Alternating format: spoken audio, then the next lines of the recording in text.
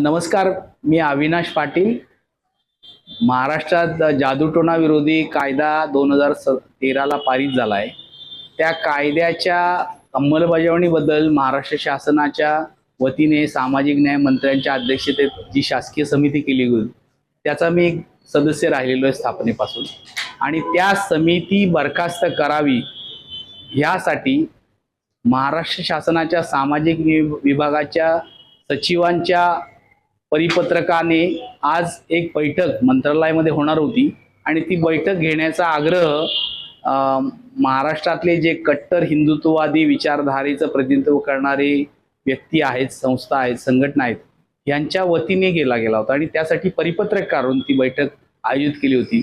परंतु सध्या कॅप्टन अशोक खरात यांच्या बुवाबाजी प्रकरणाच्या निमित्ताने जे चर्चेला उधाण आलंय आणि त्याच्या वेगवेगळ्या बाजूंवर पैलूंवर चर्चा होते, वादग्रस्तता निर्माण झाली, त्यातनं अंधश्रद्धा निर्मूलनाच्या प्रचार प्रसार प्रबोधनाची गरज लोकांसमोर पुन्हा अधोरेखित होत आहे.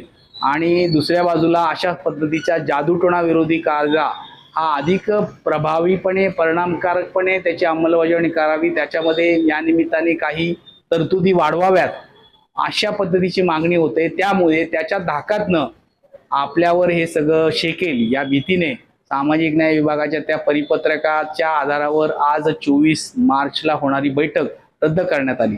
मला वाटतं हा सगळा प्रकार हा परस्पर विरोधी वर्तनाचा आहे, संविधानिक जबाबदारीला फाटा देऊन त्याच्या विरोधात केलेल्या वर्तनाचा आहे. ह्याला जबाबदार असणारे जे काही अधिकारी आहेत आणि संबंधित घटक आहेत यांची चौकशी झाली पाहिजे, त्यांच्यावर कारवाई झाली पाहिजे अशी मागणी मी अंधश्रद्धा निर्मूलन चळवळीच्या वतीने करतो.